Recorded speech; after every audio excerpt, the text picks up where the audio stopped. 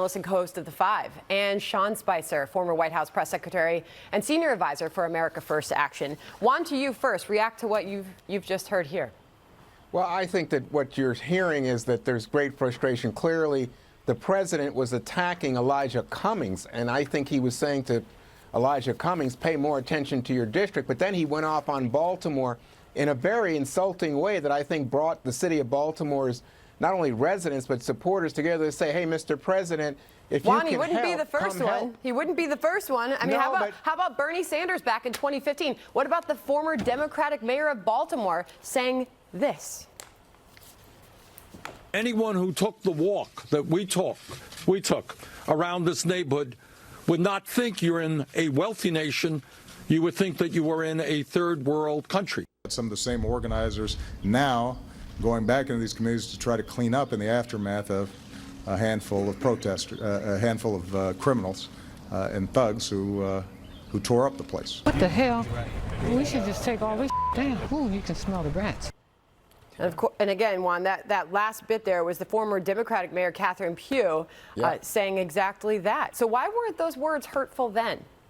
Well, they were. It's not hurtful. It's the idea is calling attention to a problem to try to resolve it. I think to get to your point, Sandra, the president was responding to Congressman Cummings because he's in charge of that oversight committee. He doesn't like him calling attention to what's going on the border, the separation of children and all that. And so he's trying to say, hey, shut up and take care of your backyard. But he did it in a way that replicates the kind of attacks we've seen on Frederica Wilson, John Lewis down in Atlanta, you know, Alexandria Ocasio-Cortez. Let's get Sean in here. Sean, is that where the president's coming from on this?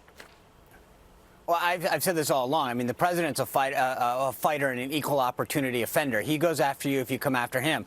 In that hearing, the Chairman Cummings, because he's the chairman of the hearing, was going after the secretary for the conditions, and I think the president is hitting back. But if anyone else had been in charge of that committee and had a district the way that had the similar problems, he'd go after them. But he's attacked his primary opponents when they've come after him in his own party. He's attacked Mayor de Blasio in New York. When these people come after the president, he comes back after them and punches back just as hard. But we know that Cummings is also looking into the president's business dealings. So we know that runs deep. But fair enough, but the point is that the list is long. When you go after, I mean, you go back to the primary.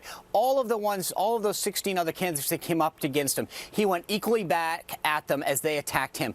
The president's got a long track record of punching back. This is nothing new. And what about his track record with the African American community? When all day long you've heard it cited that the unemployment rate for the African American community is at its lowest ever in this history. One, how can you make the case that the president has not benefited minority communities in the United States? I would say, first of all, I think the black unemployment rate is double the white unemployment rate in this country. And secondly, if you're talking about income inequality, paychecks and the like, the income gap is incredible. But the president likes to use that, I think, to cover up for sins on the race front. And I think it's a thinly veiled and ridiculous argument. But my feeling is this president has a long history, a pattern of the way that he speaks about black people. And of course, he was the father of the birther movement. You think about Charlottesville, you think about the Central Park Five.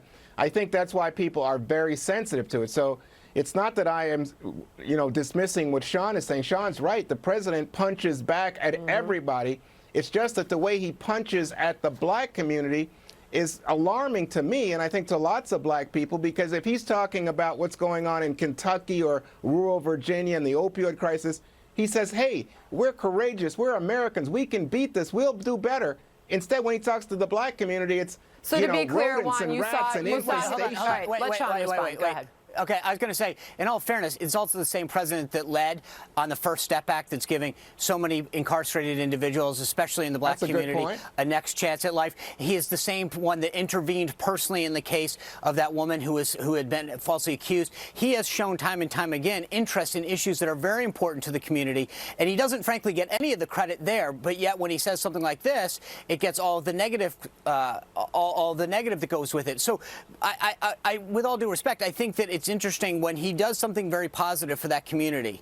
Lynn talked about some of the housing measures that HUD has done. When you look at the First Step Act and other cases that he's personally intervened to assist people in that community, he has not gotten the credit. Well, Juan, this might sound familiar to you because this is Greg Gutfeld's tweet from the top of your show, The Five, tonight. He tweeted this: Trump's about to execute a white supremacist while trying to free a black rapper from jail as he pushes prison reform that directly benefits families of black men, while calling out a city where minorities are victims of crime and blight. If Trump's a racist, he sucks at it.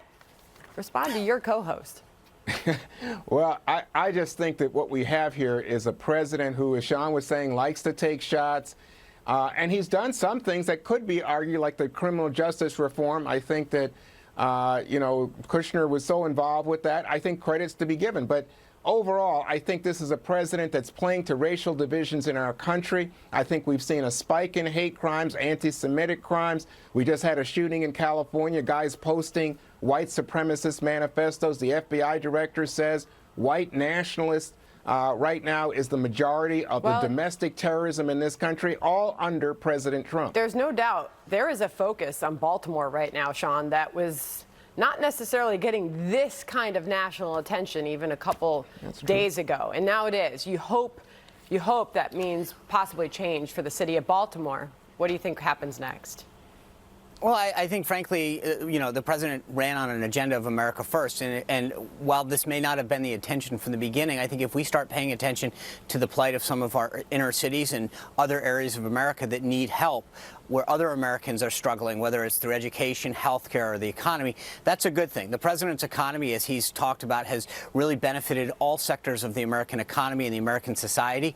If we can shine a spotlight on some of the other areas that need to get shown some positive news or some help or some policies that are reformed, then that's a good thing. But we should be focusing on our country and our citizens and making sure that their lives can be improved as best as possible, and that our inner cities and other areas of the country that need to be reformed get that attention and those policies. A lot of work still to do. I think we'll end on that note. Spicer for president. You heard it here first. All right, Sean Spicer, Juan Williams, appreciate it. Thank you. Thanks.